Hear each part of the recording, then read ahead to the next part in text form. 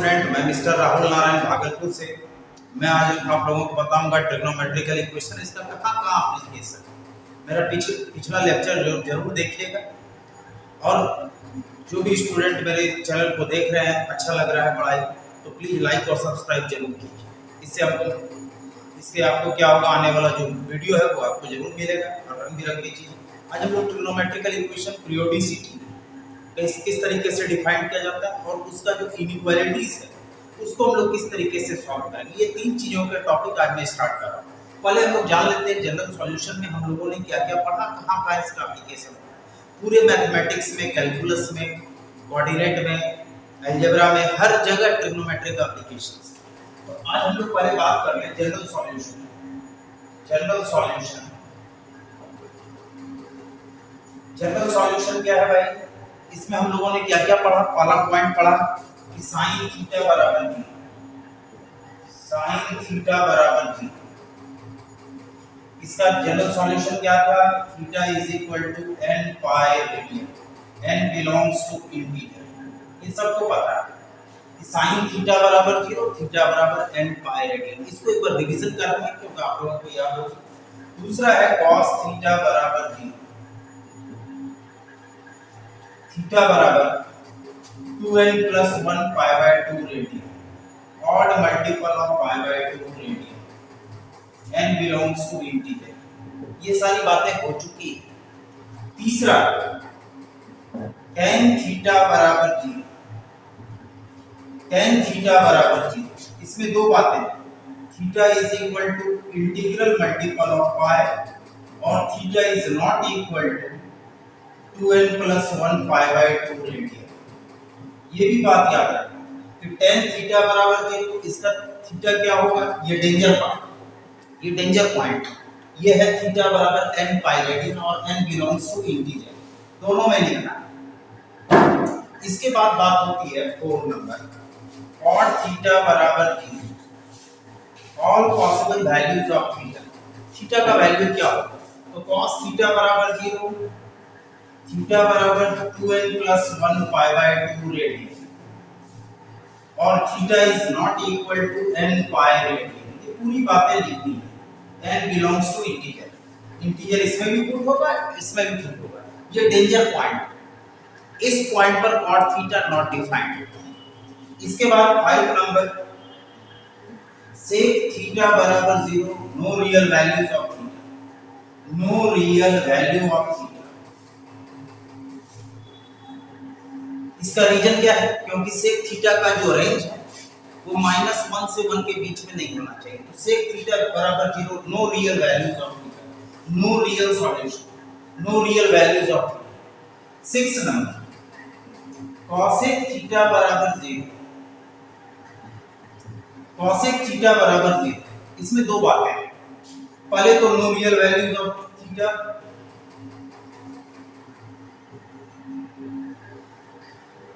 इससे थीटा का value possible नहीं है। और इसमें जो है इसका डेंजर पार्ट क्या है? थीटा क्या नहीं होना चाहिए? Theta is not equal to n pi radian. ये इसका डेंजर पार्ट। ये सारे स्टूडेंट नोट कर लिया है। साइन थीटा बराबर जीरो, थीटा बराबर n पाई रेडियन, ये जनरल सॉल्यूशन है। इसके बारे में अभी फिर हम लोग प्रिंसिपल सॉल्यूशन की बातें करेंगे। उसके बाद इसका पीरियोडिसिटी कैसे निकाला जाता है, पीरियोडिसिटी क्या होता है, इसके बारे में हम लोग चर्चा करेंगे। उसके बाद नेक्स्ट इनइक्वालिटीज को कैसे सॉल्व करते हैं ट्रिग्नोमेट्री। ये डोमेन रेंज में कभी आ जाता है तो स्टूडेंट को कंफ्यूजन होता है। तो सबसे सिंपल तरीका मैं बताऊंगा, जो आपको आसान लगेगा उससे आप बना सकते हैं। पहले इसको सारे स्टूडेंट नोट करें, पाई रेडियन। ये अब देखा जाए, मैं इसको हटा रहा हूं। अब मैं इसको ये जनरल सॉल्यूशन,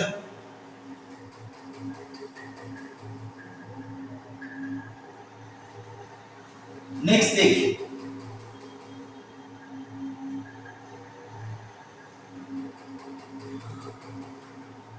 अब देखा जाए नेक्स्ट कंसेप्ट क्या है उसको समझा जाए पहले बारीकी से बातों को।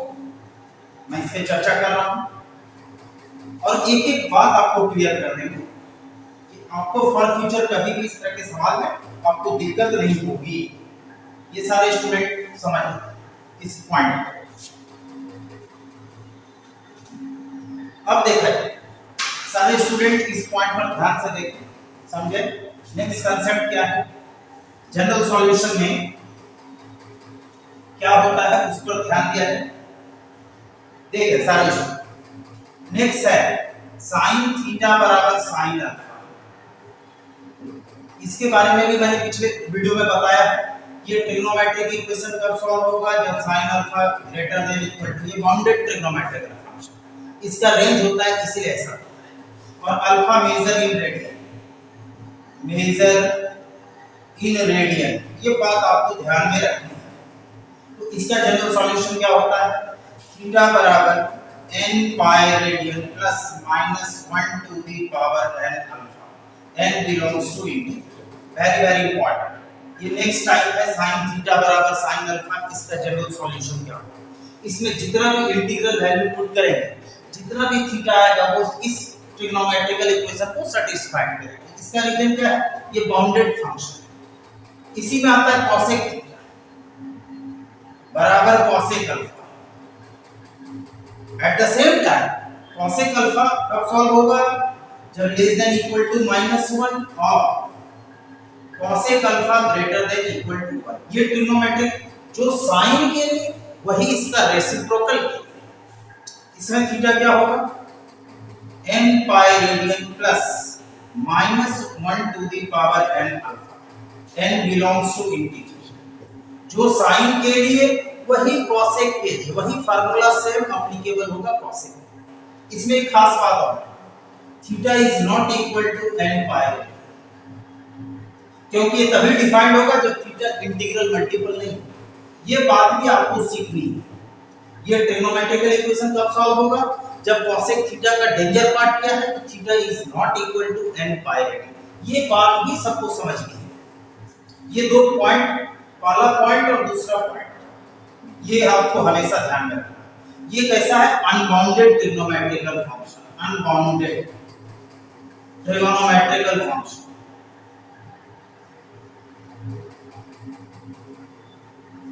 ट्रिगोनोमेट्रिकल फंक्शन या रेशियो फंक्शन, ये क्या है, बाउंडेड ट्रिगोनोमेट्रिकल फंक्शन।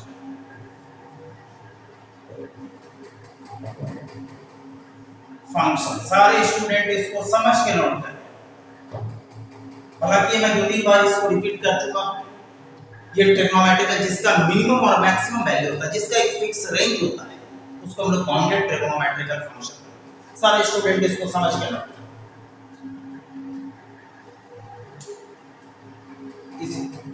आशा करते हैं कि सारे स्टूडेंट इसको नोट कर लिए हों। अब देखते हैं और हम इस चर्चा को आगे बढ़ा रहे हैं। सारे स्टूडेंट इस पे ध्यान से देखने समझें, बारीकी से हर बात आपको सिखाने की कोशिश कर रहा हूं। अब देखते हैं तीसरा है cos थीटा बराबर cos अल्फा। इसका जनरल सॉल्यूशन, इसमें भी क्या है, ये तभी सॉल्व होगा जब cos अल्फा -1 से 1 के बीच में होगा। ये भी बाउंडेड ट्रिग्नोमेट्रिकल फंक्शन, इससे यदि 1 से ग्रेटर हो गया तो ये अनसॉल्व है। ये भी बाउंडेड ट्रिग्नोमेट्रिकल फंक्शन। तो इसमें क्या होता है, theta is equal to 2n pi radian plus minus alpha, n belongs to integer. इसका जनरल सॉल्यूशन ये होगा अल्फा, और अल्फा भी किस में लेंगे, अल्फा भी रेडियन में लेंगे। ये दो बातें आपको सीखनी है। इसी में आता है 4 नंबर, जो cos के लिए वही sec के लिए, sec थीटा बराबर sec अल्फा। ये बहुत इंपॉर्टेंट है sec अल्फा। और sec अल्फा कब सॉल्व होगा, जब लेस देन इक्वल टू -1 और sec alpha greater than equal two plus. सारे स्टूडेंट इसको समझ लें, ये अनबाउंडेड, जिसका कोई फिक्स रेंज नहीं होता। इस पर भी मैं आपको एक से एक बात बताऊंगा, पहले इसको देखना है। तो जो cos के लिए वही sec, theta is equal to 2n plus 1 pi by 2 radian. ये तभी सॉल्व। और ये इसका डेंजर पार्ट क्या है, theta is not equal to 2n plus 1 pi by 2 radian. ये नहीं होना चाहिए। क्योंकि ये यदि होगा तो sec थीटा नॉट डिफाइंड। सारे स्टूडेंट को क्लियर हो रही है, इसको भी साइड में नोट करना है कि थीटा जो है ये नहीं होना चाहिए और इसका जनरल सॉल्यूशन क्या होगा भाई। सॉरी, यहां पर एक बात मैं बता दूं, theta is equal to 2n pi plus minus n belongs to integer, और ये नहीं होना चाहिए odd multiple of pi by 2 नहीं होना चाहिए। ये हो जो cos के लिए वही sec के लिए, एट द सेम टाइम जो जैसे साइन के लिए वही उसी तरीके से cosec के लिए, कोई कंफ्यूजन में आने की बात नहीं। 5 नंबर देखा है, tan थीटा बराबर tan अल्फा, ये अनबाउंडेड है, माइनस इंफिनिटी से प्लस इंफिनिटी कुछ भी हो सकता है, ये अनबाउंडेड है, इसका कोई फिक्स रेंज नहीं है, ये इम्प्रॉपर पॉइंट है, ये extended part of real number है, नंबर सिस्टम। तो अब इस पर हम लोग बात करते हैं, इसका जनरल सॉल्यूशन थीटा बराबर n pi radian plus alpha, n belongs to integer, very very important. 6 number cot theta बराबर cot, cot थीटा भी क्या है, unbounded trigonometrical function cot alpha. ये अब देखा जाए cot थीटा बराबर cot अल्फा, जो tan के लिए सेम टाइम cot के n बिलोंग्स टू इंटीजर, कभी tan में आ गया तो tan वाला फार्मूला सबको पता है, cot वाला आ गया तो cot के लिए फार्मूला लगा, लेकिन cot थीटा का डेंजर पॉइंट क्या होगा, डेंजर पॉइंट यहां पर नोट कर देते हैं, डेंजर पॉइंट तो cot theta cos by sin होता है, थीटा ये नहीं होना चाहिए, n pi radian integral multiple of, तो इसको सारे स्टूडेंट समझ के नोट करें।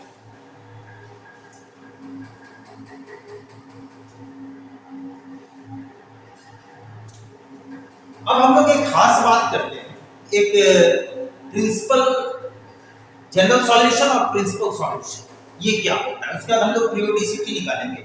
किसी भी फंक्शन का ट्रिग्नोमेट्रिकल फंक्शन पीरियोडिक फंक्शन होता है, और trigonometrical function is periodic function, इस पर मोर डिटेल हम चर्चा करने जा रहे हैं, पहले इसको सारे स्टूडेंट समझ के नोट करें। अब मैं इसको हटा रहा हूं, देखा जाए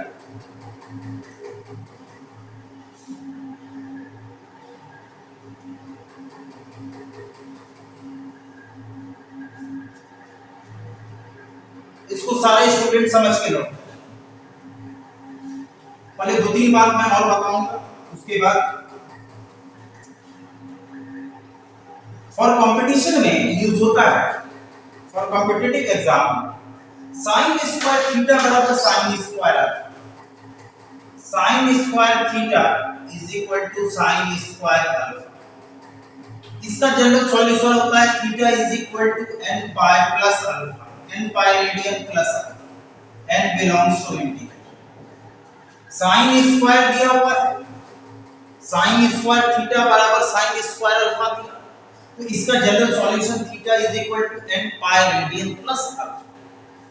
इसी में आता है cos स्क्वायर थीटा बराबर cos स्क्वायर अल्फा, इसमें भी same n pi radian plus alpha, n belongs to integer.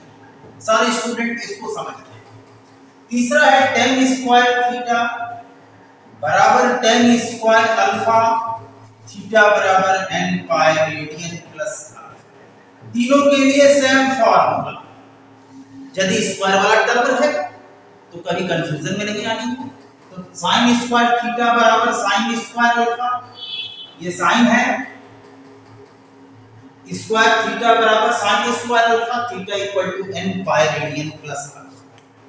cos square theta बराबर cos स्क्वायर अल्फा, इस तीनों के लिए एक ही फार्मूला अप्लाई होगा। अब हम लोग एक छोटी सी बातें कर रहे हैं, ये हुआ जनरल सॉल्यूशन, इसमें जितना इंटीग्रल वैल्यू पुट करेंगे, जितना भी थीटा आएगा वो सारे ट्रिग्नोमेट्रिकल इक्वेशन को सैटिस्फाइड करेगा, ये तो सबको क्लियर है। अब हम लोग बात करते हैं प्रिंसिपल सॉल्यूशन। ये प्रिंसिपल सॉल्यूशन क्या होता है, ये जनरल सॉल्यूशन। जनरल सॉल्यूशन और प्रिंसिपल सॉल्यूशन में डिफरेंसेस है क्या, ध्यान से देखना सारे। एग्जांपल से ज्यादा क्लियर होगा। जैसे एक छोटा सा एग्जांपल देते हैं, देखिए सारे स्टूडेंट, पहले हम डेफिनेशन लिख दें, उसके बाद हम इस पे चर्चा करते हैं। प्रिंसिपल सॉल्यूशन क्या होता है और जनरल सॉल्यूशन क्या होता है, तब एग्जांपल देंगे तो सबको क्लियर होगा, सारे स्टूडेंट को क्लियर होगा ये प्रिंसिपल सॉल्यूशन जनरल सॉल्यूशन क्या है। देखा जाए पहला आता है एक छोटा सा एग्जांपल, फाइंड, पहले प्रिंसिपल सॉल्यूशन का डेफिनेशन। प्रिंसिपल सॉल्यूशन, इसका definition, A solution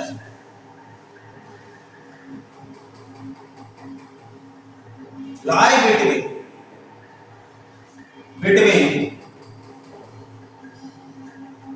0 to 2 pi is called principal solution.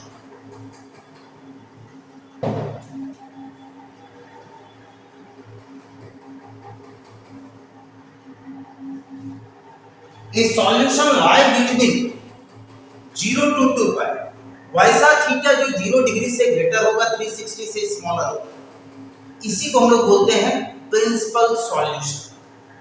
ये चीज दिमाग में रखना है, ध्यान से देखिए, एक छोटा सा एग्जांपल से क्लियर करते हैं। Example, find general and principal solution. Principal solution,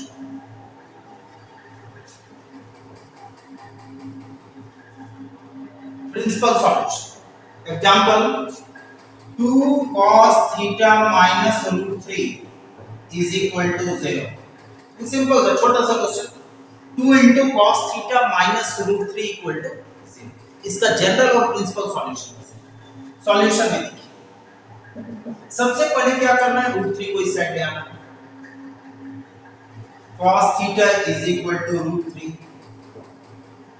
और cos theta is equal to 1 by integration cos theta root 3 by 2, इसका वैल्यू -1 से और 1 के बीच में है, सारी बातें देखना, या b बाय h, b का वैल्यू रूट 3, h का value 2, h is greater then this, ये सॉल्व होगा। दूसरी बात, अब cos कितना डिग्री होता है ये पता करना, cos पाई बाय 6 रेडियन, इसको डिग्री में नहीं लिखना, जब भी लिखना है cos कितना डिग्री होता है तो cos 30 डिग्री रूट 3 बाय 2। अब इसमें लगाएंगे जनरल सॉल्यूशन, कौन सा, तो आपको अभी तुरंत पढ़े हैं cos थीटा बराबर cos अल्फा, यहां से थीटा क्या होता है 2n pi radian plus minus alpha, n belongs to integer, ये याद रखना, ये हुआ जनरल सॉल्यूशन। अब इसी कांसेप्ट को हम इस सवाल में लगाते हैं, cos थीटा बराबर cos अल्फा, थीटा बराबर 2n pi plus minus pi by 6 radian, n belongs to integer, ये हुआ इसका जनरल सॉल्यूशन। ये हो गया भाई क्या, जनरल सॉल्यूशन। सारे स्टूडेंट इसको समझ के नोट करना, ये डिफरेंशियल है प्रिंसिपल सॉल्यूशन।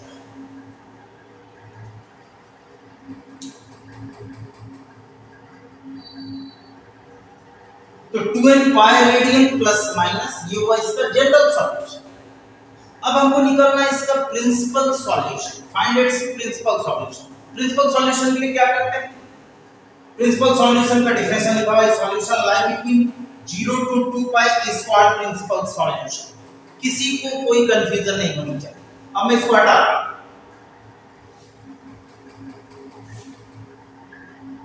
अब देखिए इसका प्रिंसिपल सॉल्यूशन किस तरीके से फाइंड आउट देखा जाए सारे स्टूडेंट। प्रिंसिपल सॉल्यूशन तो करना क्या है, ध्यान देना है। सबसे पहली बात क्या है, इसका जनरल सॉल्यूशन क्या है, ये general solution theta equal to 2n pi radian plus minus pi by 6 radian, ये n belongs to integer, epsilon का मतलब बिलोंग्स टू, ये सब हम लोग डिटेल सेट थ्योरी में चर्चा करेंगे। अभी हम लोग बात करते हैं इसके बारे में। इसमें पुट कीजिए first time n equal to 0, अब इस जनरल फार्मूला में n का वैल्यू 0 तो क्या होगा, देखिए इसको मैं हटा रहा हूं क्वेश्चन को, थीटा इज इक्वल टू ये 0 plus minus pi by 6 radian, यह हो गया plus minus pi by 6 radian. देख लीजिए इसमें दो वैल्यू आए, एक आ गया प्लस पाई बाय 6 रेडियन और माइनस पाई बाय 6 रेडियन। हमको वैसा सॉल्यूशन जो 0 से बड़ा है और 360 से स्मॉलर है, तो कौन सा हो गया? ये हो गया, ये नेगलेक्ट हो गया क्योंकि ये निगेटिव है। आप ध्यान से देखिए इसमें दो थीटा है, पॉजिटिव और निगेटिव। जैसे n का वैल्यू 0 तो ये हो गया इसका प्रिंसिपल सॉल्यूशन। दूसरा चीज इसमें क्या चेक करना है, ध्यान से देखें सारे स्टूडेंट। इस फार्मूला में हमको क्या करना है उस पर भी ध्यान देना है। देखा जाए सारे स्टूडेंट, ध्यान दिया जाए। अब इसमें पुट कीजिए इस फार्मूला, इस फार्मूला में, जनरल फार्मूला में इसमें पुट करना n बराबर 1 इंटीग्रल वैल्यू, n का वैल्यू जब भी होगा तो इंटीग्रल वैल्यू। चलिए theta 2 pi radian plus minus pi by 6। अब देखा जाए इसमें दो केस, एक हो गया 2 पाई प्लस पाई बाय 6 जो कि ग्रेटर हो गया 2 पाई रेडियन से। 2 पाई में कुछ ऐड करेंगे तो ऑब्वियस है 2 पाई से ग्रेटर हो। और दूसरा है 2 पाई माइनस पाई बाय 6, ये हो गया कितना 11 पाई बाय 6। ये आप देख लीजिए ये 11 पाई by 6 less than 2 pi radian, 2 पाई से स्मॉलर है, तो ये आपका हो गया प्रिंसिपल सॉल्यूशन। ये प्रिंसिपल सॉल्यूशन नहीं है, इसको क्या लिखेंगे, ऐसे लिखेंगे 13 पाई बाय 6 जो कि आपका क्या है 2 पाई रेडियन से ग्रेटर। ये प्रिंसिपल सॉल्यूशन नहीं है क्योंकि 2 पाई से ग्रेटर और ये है smaller than 2 pi radian, less than 2 pi radian, तो ये हो गया प्रिंसिपल सॉल्यूशन। उसके बाद हम आगे बढ़ते हैं, यही दो वैल्यू पुट करके हमको चेक नहीं करना। जैसे मान लीजिए n का वैल्यू 3 पुट कर दें, इसी फार्मूला में पुट कर देते हैं n इज इक्वल टू 3, तो देखिए क्या होगा, theta 6 pi plus minus pi by 6 radian. तो ये इसमें दो केस ले लिए, एक बार पॉजिटिव तो ये आपका हो गया 37 पाई बाय 6, तो ये ग्रेटर देन 2 पाई हो गया। इसके बाद दूसरा केस लेते हैं, ये केस फर्स्ट, जैसे n का वैल्यू 3 पुट किया तो आ गया 6 पाई प्लस पाई बाय 6। दूसरा case 6 pi minus pi by 6, ये हो गया 35 पाई बाय 6, ये भी ग्रेटर हो गया 2 पाई रेडियन से, ये दोनों 2 पाई से ग्रेटर हो। तो हमको ये प्रिंसिपल सॉल्यूशन का ड्यू टू डिफिनेशन क्या है, principal solution a solution which is greater than 0 less than 360 is called principal solution. ये दोनों 360 से ग्रेटर हो, 2 पाई रेडियन मींस 360। तो अब आपको क्लियर हो गया n का वैल्यू नेगेटिव भी पुट करेंगे तो प्रिंसिपल सॉल्यूशन नहीं आएगा। तो दो ही प्रिंसिपल सॉल्यूशन आ गए, एक क्या हो गया भाई पाई बाय 6, दूसरा 11 पाई बाय 6। सारे स्टूडेंट समझ के नोट करें, ये दोनों वैल्यू 0 से 360 के बीच में है, यही है प्रिंसिपल सॉल्यूशन। इसमें ये नहीं है, इसमें ये नहीं है, ये है। जैसे n का वैल्यू 3 पुट किए तो ये दोनों ग्रेटर हो गया 2 पाई रेडियन से, इसलिए ये भी नहीं है। अब कोई भी वैल्यू पुट करेंगे तो नहीं आएगा, तो प्रिंसिपल सॉल्यूशन में ये आ गया और ये आ गया। सारे स्टूडेंट इसको समझ के नोट करें।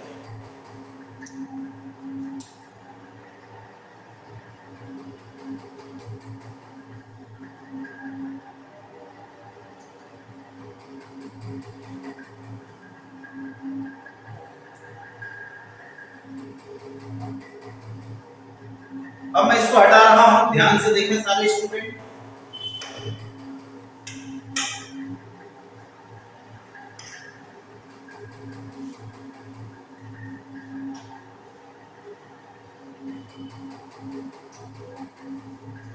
तो अब हम, आपको पता है कि जब भी इस तरह की बातें आएगी प्रिंसिपल सॉल्यूशन और जनरल सॉल्यूशन की, तो आप सारे स्टूडेंट को अब समझ में आ गई कि कोई भी एग्जांपल देगा तो कंफ्यूजन में आने की बात नहीं।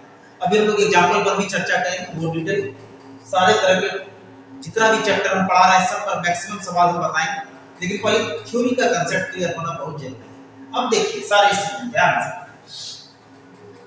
आता है कि पीरियोडिसिटी ऑफ ट्रिग्नोमेट्रिकल फंक्शन। तो यहां पर एक खास बात नोट करना है, periodicity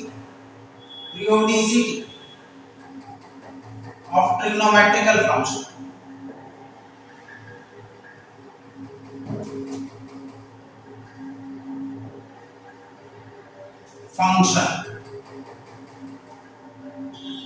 Periodicity, every trigonometrical function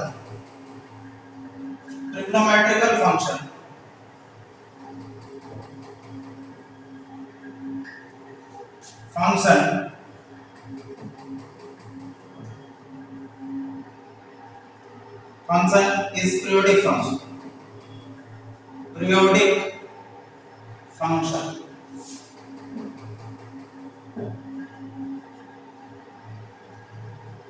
every trigonometrical function is periodic function। ये पहली बात नोट करना। ये periodic function क्या होता है, हमने पिछले वीडियो में बताया था periodicity of function fx plus p बराबर fx for all x belongs to domain, d का मतलब डोमेन। सारे स्टूडेंट इसको समझ के नोट करें। और p क्या है, periodicity ऑफ फंक्शन, periodicity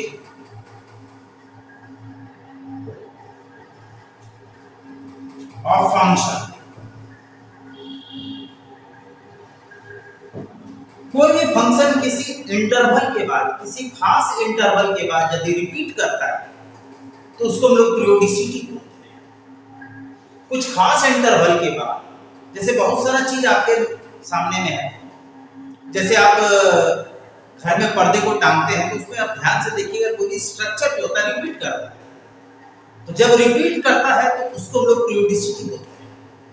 कितने इंटरवल के बाद रिपीट कर रहा है तो उसको हम लोग बोलते हैं लेंथ ऑफ पीरियोडिसिटी। तो अभी हम लोग बात करते हैं p का मतलब पीरियोडिसिटी। p क्या होगा, पॉजिटिव। p क्या होगा, इंडिपेंडेंट ऑफ वेरिएबल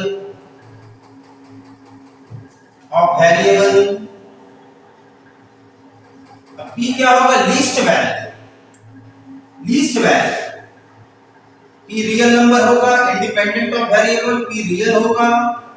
और तीसरी बात लीस्ट वैल्यू।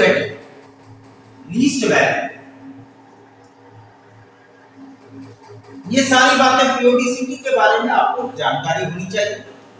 किसी भी फंक्शन का पीरियोडिसिटी ग्रेटर होगा, कांस्टेंट फंक्शन का पीरियोडिसिटी नॉट डिफाइंड होगा, p इंडिपेंडेंट ऑफ वेरिएबल्स होगा, p रियल नंबर होगा और p लीस्ट वैल्यू होगा। ये सारी बातें आपको नोट करनी पड़े, इसको सारे स्टूडेंट नोट करें।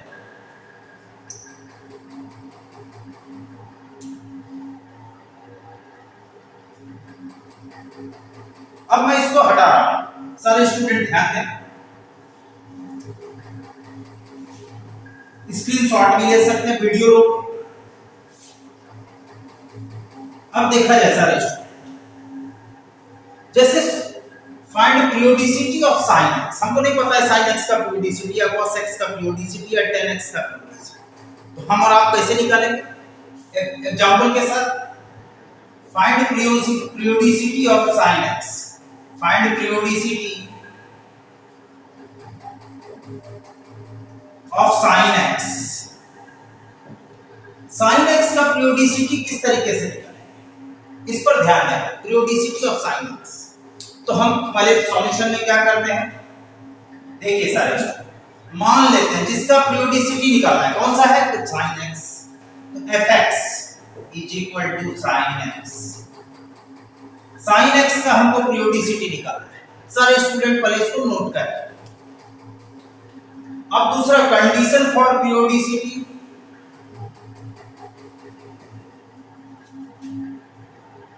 पीरियोडिसिटी ऑफ फंक्शन क्या होता है पीरियोडिसिटी में, fx plus p is equal to fx। तो fx क्या दिया हुआ है, sin x। fx plus p क्या हो जाएगा, x के पोजीशन पे x plus p पुट कर देंगे। तो fx plus p क्या होगा भाई, यहां देखिए sin x में x के पोजीशन पे x plus p पुट करना है। p का मतलब पीरियोडिसिटी, जिस फंक्शन का निकलना उसी फंक्शन को लेना। तो यहां पर क्या होगा, sin x प्लस p बराबर sin x। पहले इसको लिखा है यहां से, पहले कंडीशन फॉर पीरियोडिसिटी, p क्या है, पीरियोडिसिटी ऑफ फंक्शन, जिस फंक्शन का निकालना है, जैसे sin x का निकालना है, sin x का। अब फ्रॉम जनरल सॉल्यूशन यहां पे लिखिए जनरल सॉल्यूशन,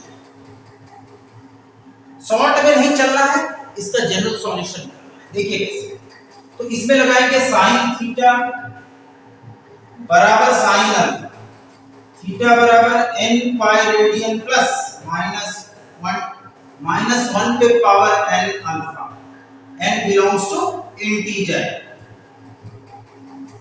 तो यहां sin थीटा बराबर sin अल्फा, थीटा के पोजीशन पे क्या है, तो x प्लस p, अल्फा के पोजीशन पे x, तो थीटा बराबर n pi radian plus -1 to the power n alpha x, n belongs to integer. ये कहां से आया, तो जनरल सॉल्यूशन से, क्योंकि हम लोगों ने जनरल सॉल्यूशन पढ़ चुका है।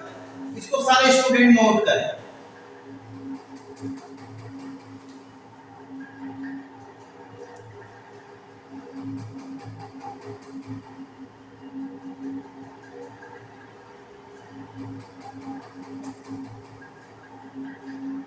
अब मैं इसको हटा, अब देखा जाए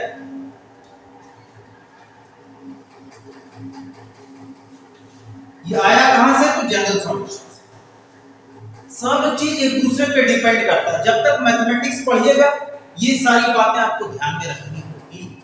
अब देखा जाए x plus p n pi radian plus, pi radian, radian को थोड़ा छोटा भी लिख सकते हैं, -1 to the power n x, n belongs to integer, ये -1 पे पावर है।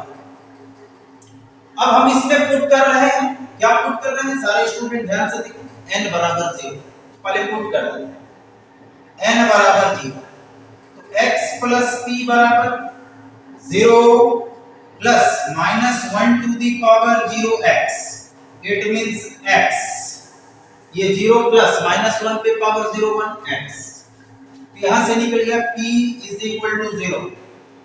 p हम क्या बताएं, p क्या होना चाहिए, पॉजिटिव, p पॉजिटिव, यहां p आ गया 0, तो ये पॉसिबल नहीं है, इम्पॉसिबल,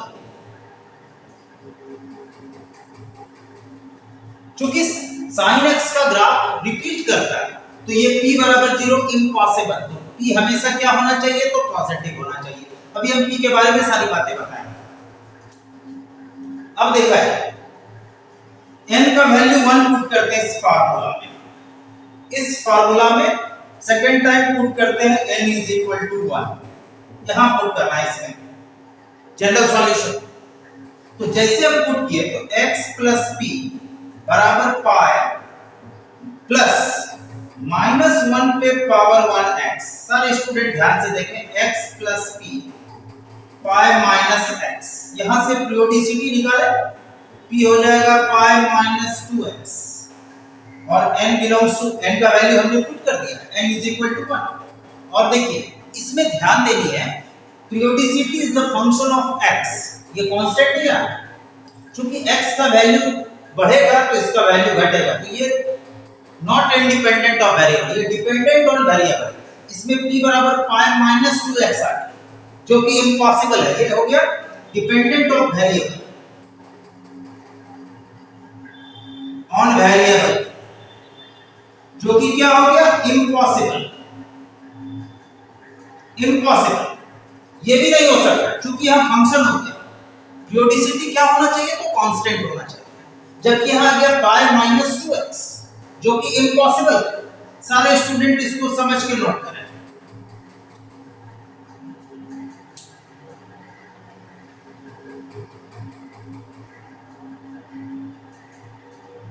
अब मैं बता रहा हूं आगे, उसमें थोड़ा और ध्यान दिया जाए, इसको मैं हटा रहा हूं, n बराबर 0 में भी पता चल गया, ये भी इम्पॉसिबल, n का वैल्यू 1 पुट किया तो इसमें भी इम्पॉसिबल। अब n का वैल्यू हम 2 पुट करते हैं, ध्यान से देखिए,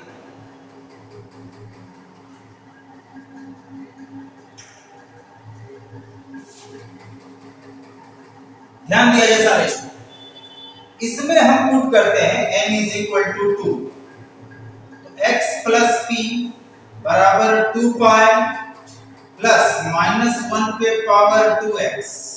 सारे स्टूडेंट ध्यान से देखो, यहां से क्या आ गया, x प्लस p बराबर 2 पाई radian plus x, x x cancel, यहां से पीरियोडिसिटी आ गया 2 पाई रेडियन, यानी डिग्री में क्या हो गया 360 डिग्री। इसमें खास बात क्या है, p हो गया कांस्टेंट, p पॉजिटिव आ गया, p कांस्टेंट हो गया, इंडिपेंडेंट ऑफ वेरिएबल हो गया, p रियल नंबर हो गया, p इंडिपेंडेंट ऑफ वेरिएबल हो गया, ऑफ वेरिएबल्स। ये सारी बातें ये कंडीशन फॉलो कर रहा है। इसके बाद और देखिए, इसी फार्मूला में पुट कीजिए n बराबर 4, n बराबर 4, तो x प्लस p बराबर 4 pi plus minus 1 to the power 4x। सारे स्टूडेंट यहां ध्यान से देखो, तो x प्लस p बराबर 4 पाई radian plus x, x x cancel, p आ गया 4 पाई। ये भी सारा कंडीशन को सेटिस्फाई करता है। इसमें 2 पुट किए तो ये भी इंडिपेंडेंट ऑफ वेरिएबल आ गया, ये भी इंडिपेंडेंट ऑफ वेरिएबल आ गया। n का वैल्यू 6 पुट करेंगे तो उसमें भी एक कंडीशन है। हम एक कंडीशन और बताते हैं, p लीस्ट वैल्यू होना चाहिए, तो 2 पाई और 4 पाई में लीस्ट कौन सा है, 2 पाई रेडियन, यानी इसमें लीस्ट कौन है, 2 पाई 4 पाई 6 पाई, इसमें सबसे लीस्ट वैल्यू कौन सा है, तो 2 पाई रेडियन। इसका मतलब है periodicity of sin x is 2 pi radian. ये भी इंडिपेंडेंट ऑफ वेरिएबल है, ये भी इंडिपेंडेंट ऑफ वेरिएबल्स, लेकिन इसमें लीस्ट वैल्यू कौन सा, p इज लीस्ट। यहां पे नोट कर लीजिए p least value, least value it means 2 पाई और 4 पाई में लीस्ट वैल्यू क्या है, 2 पाई रेडियन। प्रूव्ड। सारे स्टूडेंट इसको समझ के नोट।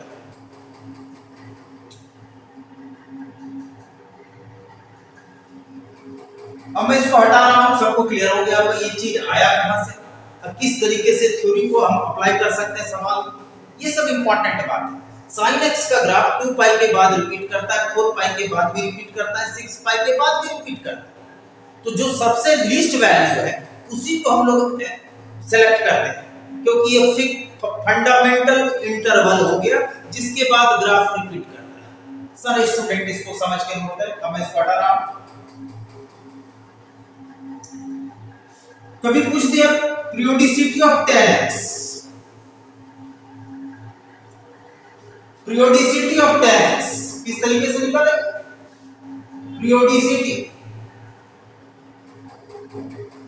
ऑफ 10x, 10x का पीरियोडिसिटी, 10x का पीरियोडिसिटी कैसे निकालेंगे, तो कंडीशन फॉर पीरियोडिक पहले लिखा जाए fx प्लस p बराबर fx। fx क्या है जिसका निकालना है, fx है 10x, fx प्लस p हो जाएगा 10x plus p is equal to fx means 10x। अब इसमें जनरल सॉल्यूशन tan थीटा वाला लगेगा, tan थीटा बराबर tan अल्फा, थीटा बराबर n pi plus alpha, pi radian plus alpha. तो यहां tan थीटा बराबर tan अल्फा, थीटा बराबर n pi radian plus alpha, n belongs to integer. सारे student समझ गए ये कहां से आया, तो tan थीटा का जनरल सॉल्यूशन, फार्मूला में गलती नहीं होनी चाहिए। ये सारे स्टूडेंट इसको समझ के रखते हैं। अब इसमें पुट करते हैं n इज इक्वल टू 0। देखिए सारे स्टूडेंट, x प्लस p बराबर 0 प्लस x, यहां से p निकल गया 0, x x कैंसिल, p का वैल्यू 0, जो कि इम्पॉसिबल होगा, इम्पॉसिबल। पहली बात n का वैल्यू 1 पुट कीजिए, पुट n बराबर 1। आप देखिए सारे स्टूडेंट, यहां पर क्या होगा, x बराबर x प्लस p बराबर पाई प्लस x।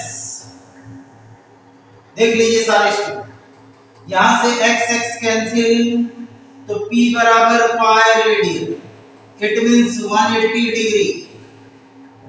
सारे स्टूडेंट समझ के नोट करें।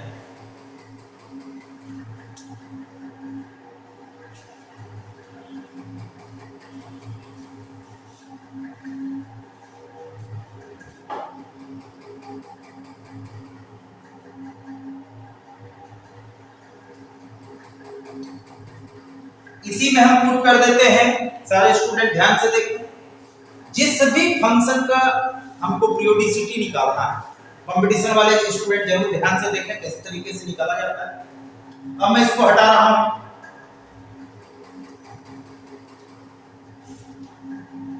अब देखा जाए सारे स्टूडेंट, अब इसमें पुट कर देते हैं n is equal to 2, x plus p बराबर 2 पाई प्लस x। यहां से भी पीरियोडिसिटी आ गया 2 पाई रेडियन। ये भी इंडिपेंडेंट ऑफ वेरिएबल हो गया, सारी बातें होगी, पॉजिटिव आ गया, रियल नंबर हो गया। अब इस पाई और 2 पाई में लीस्ट वैल्यू कौन सा है, तो pi radian. p always least, ये हमेशा ध्यान में रखना है, लीस्ट वैल्यू। तो 2 पाई और पाई में लीस्ट वैल्यू क्या है, तो ये पाई रेडियन। तो p का वैल्यू हो गया, p का वैल्यू पाई रेडियन। तो periodicity of 10x is pi radian. सारे स्टूडेंट इसको समझ के नोट करें।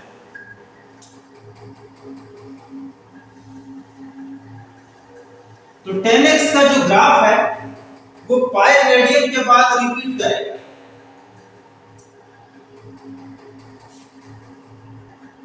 To pi radian,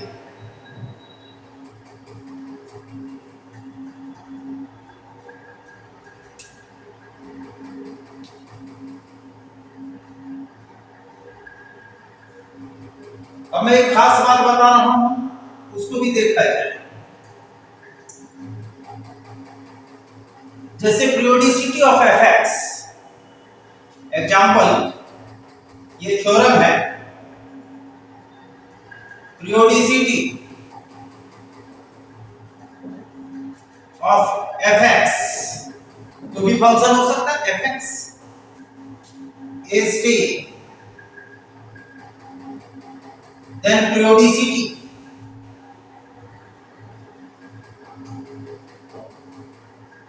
of f(ax plus b), यदि x के पोजीशन पे लीनियर आ गया f(ax plus b), the periodicity of f(ax plus b) is p by mod a। Very very important. जैसे sin x का पीरियड है, पीरियोडिसिटी है 2 पाई रेडियन, तो कोई भी लीनियर चेंज आ जाएगा फंक्शन। जैसे एग्जांपल से समझ में आएगा, if periodicity of sin x, अभी तुरंत मैंने निकाला है 2 पाई रेडियन, तो sin 3x plus periodicity of sin px plus q, ये हो जाएगा 2 पाई डिवाइडेड बाय मॉड p। यहां पर ये लीनियर चेंज आ रहा है, x नहीं, x के पोजीशन पे px प्लस q, ये लीनियर है, तो इसका पीरियोडिसिटी आ जाएगा 2 पाई डिवाइडेड बाय मॉड p। जो भी x का कोफिशिएंट है, coefficient of linear x, linear में जो x का कोफिशिएंट है उसके मैग्नीट्यूड से डिवाइड करना। सारे स्टूडेंट इसको नोट करें। एक जनरलाइज एग्जांपल दे देते हैं, फाइंड पीरियोडिसिटी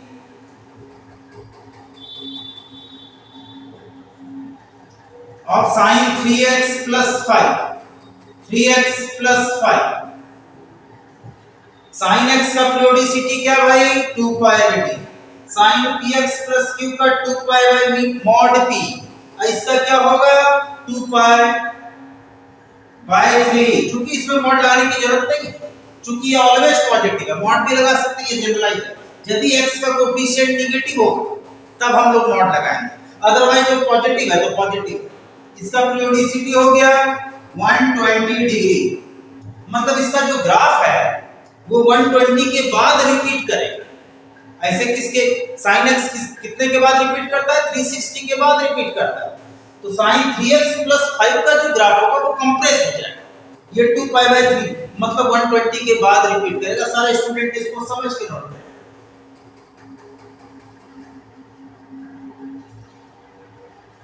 एक और generalize example, sin ω(x + 5) its periodicity.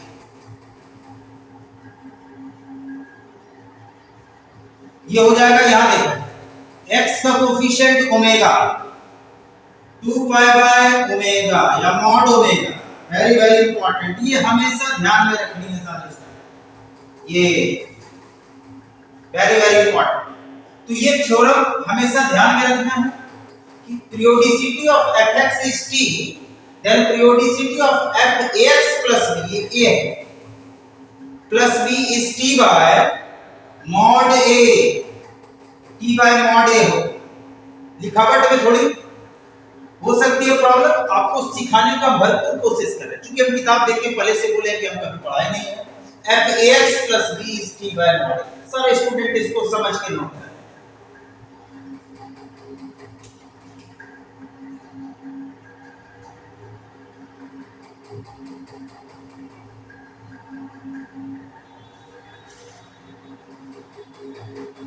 अब देखा जाए, कुछ कुछ इंपॉर्टेंट बात है उसको भी समझनी है। छोटा छोटा बेसिक फंडामेंटल सब क्वेश्चन देता है, उसको भी समझना है। देखा जाए सारे स्टूडेंट ध्यान से समझें। उसी तरीके से यदि इसका पीरियोडिसिटी निकालना है, fx = sin पे power 7x, find its periodicity.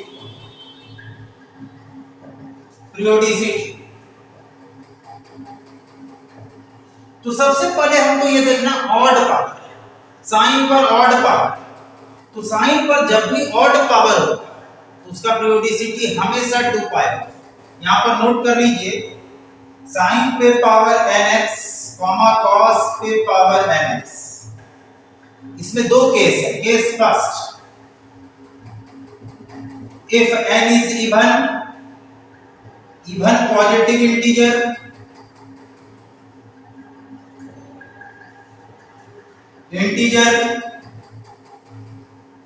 then sin पे power nx, its periodicity 2π radian.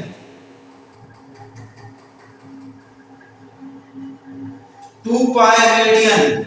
यदि साइन पर कोई भी ऑड पावर है, इवन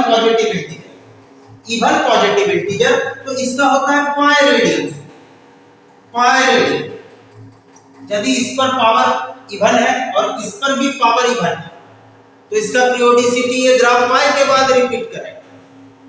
केस 2, यदि साइन पे पावर ऑड है, कॉस पे पावर ऑड और n is odd integer, odd positive integers, तो इसमें क्या है, at the same time its periodicity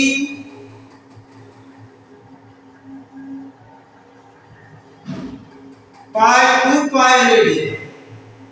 यदि इस पे पावर ऑड है, दोनों पे, साइन पर ऑड पावर है, कॉस पे ऑड पावर है और n ऑड है, वही लिख दिया गया n इज ऑड इंटीजर्स, तो इसका पीरियोडिसिटी 2π रेडियन।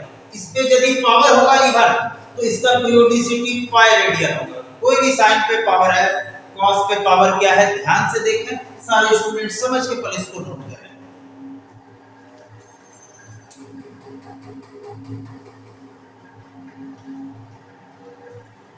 अब मैं इसको हटा रहा हूं, ध्यान से देखें सारे स्टूडेंट, ये चीज नोट करना है। तो ये सबको समझ में आ रही है कि साइन पे पावर के कारण भी इसका पीरियोडिसिटी चेंज होता है। ध्यान दीजिए, एक एग्जांपल से मैं सारा कंसेप्ट आपको क्लियर कर दूंगा। जैसे इस पे पावर है 7, तो इट्स पीरियोडिसिटी क्या होगा भाई, 2 पाई रेडियन। यहीं पर आ गया दूसरा फंक्शन gx या qx, साइन पे पावर 7 3x प्लस 5। एक तो पावर उसका लीनियर, इसका पावर 7 है तो इसका पीरियोडिसिटी 2 पाई रेडियन। यहां पर लीनियर आ गया तो इसका periodicity 2 pi by 3 radian answer. यानी इसका पीरियोडिसिटी 2 पाई रेडियन और इसमें क्या आ गया 3x प्लस 5 आ गया, तो it's periodicity 2 pi by 3 radian. ये ध्यान में रखना है, इसका पीरियोडिसिटी क्या होगा भाई, तो यहां पर लीनियर भी है 3x है। एक एग्जांपल और देख, जैसे hx cos पे power 2004x, it's periodicity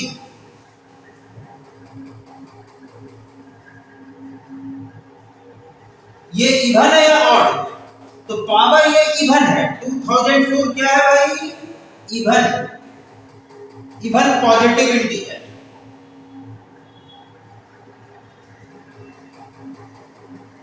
integers ये, तो इट्स पीरियोडिसिटी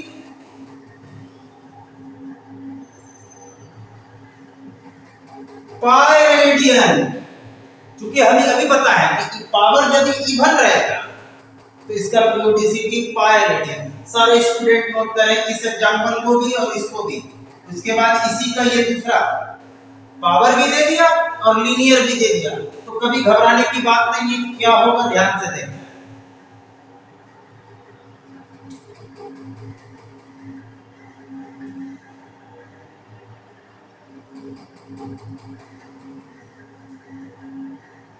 और यहीं पर इसी सवाल में एक सवाल मैं और क्लियर कर दूं, तो पावर देखना क्या होगा भाई, जैसे यहां दे दिया gx cos पे पावर 2004, यहां पर दे दिया 3x प्लस 7, पावर भी है लीनियर भी है, तो साइन cos पे पावर यदि होगा तो पीरियोडिसिटी पाई रेडियन यहां पे लिखा हुआ, और यहां x का कोएफिशिएंट है, इट्स पीरियोडिसिटी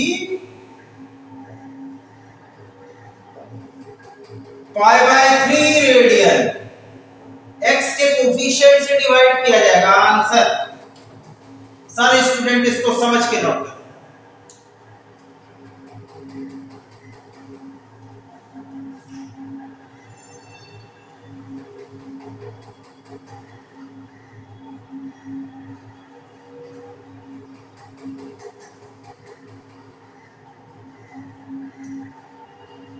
दूसरा चीज नोट करना है, यदि इसके पावर देख लिया जाए, दूसरा फंक्शन है fx 10 पे पावर nx cot पे पावर nx। सारे फंक्शन में x के जगह पे लीनियर आएगा तो उसका जो बेसिक पीरियोडिसिटी होगा उसमें हमेशा उसके कोएफिशिएंट से डिवाइड होगा, x के कोएफिशिएंट से। इस पे पावर है cot पे पावर, इसमें n इवन और n odd positive integer, integers, तो इसका पीरियोडिसिटी चाहे पावर इसमें इवन हो या ऑड हो, इट्स पीरियोडिसिटी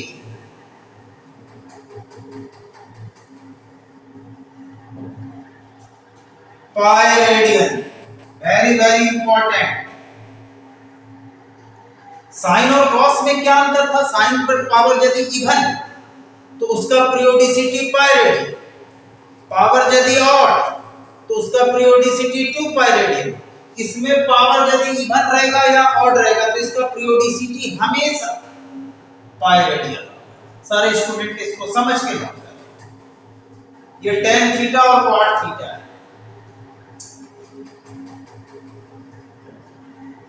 तीसरा एग्जांपल fx sec पर पावर nx इसमें क्या है, n इवन होगा तो periodicity pi radian, periodicity pi radian. n यदि ऑड होगा पीरियोडिसिटी 2 पाई रेडियन। साइन और कॉसेक सारे स्टूडेंट इसको समझ के नोट करें।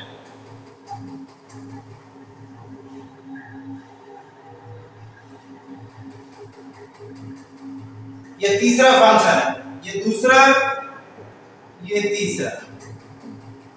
सेक पर पावर यदि इवन है तो इसका पीरियोडिसिटी पाई रेडियन, या कॉसेक पे पावर यदि इवन है तो इसका पीरियोडिसिटी पाई।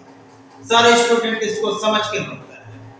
और ये बहुत लंबा टॉपिक है पीरियोडिसिटी, बहुत तरह का फंक्शन का, जब अलजेब्रिक सम रहेगा, डिवीजन रहेगा, मल्टीप्लिकेशन रहेगा, तो उसका पीरियोडिसिटी कैसे निकालते हैं, तो उसमें कुछ नहीं करते हैं, सबका एलसीएम निकालते हैं। एलसीएम निकालने के बाद तब उसका जो वैल्यू आता है वही आंसर होता है। यदि एडिशन रहेगा या किसी नंबर से मल्टीप्लाई रहेगा, स्केलर मल्टीप्लिकेशन ऑफ फंक्शंस रहेगा, ट्रिग्नोमेट्रिक रहेगा, उसका पीरियोडिसिटी, उसमें भी डिफरेंट टाइप का ट्रिग्नोमेट्री रहेगा, पहले सारे का पीरियोडिसिटी निकाला जाता है, उसमें सबका एलसीएम लिया जाता है।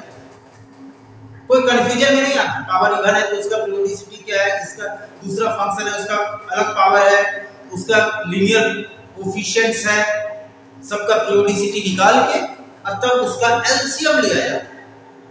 कभी कभी नॉट डिफाइंड भी हो जाता है, क्योंकि इरेशनल और रैशनल का जो एलसीएम आता है नॉट डिफाइंड होता है। कोई भी रैशनल नंबर का, मेरे शॉर्ट वीडियो में बताया कि रैशनल नंबर का एलसीएम किस तरीके से निकाला जाता है।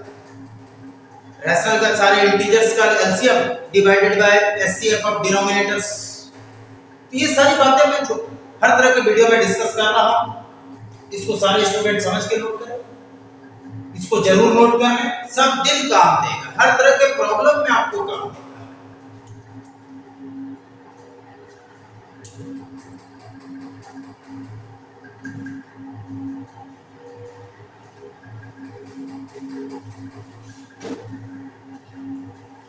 आशा करते हैं कि आप आज का वीडियो आपको अच्छा लगा होगा। जनरल सॉल्यूशन में बहुत कुछ सीखने को मिला होगा, प्रिंसिपल सॉल्यूशन भी आपको सीखने को मिला होगा।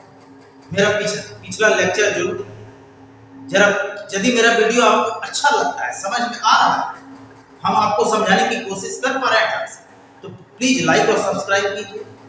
कुछ भी कमेंट्स आता है तो वो जरूर दीजिए और इसको समझिए, पढ़ने की कोशिश कीजिए। सबको हम जीरो से हीरो बनाने के लिए आए। Thank you watching for my video. Thank you.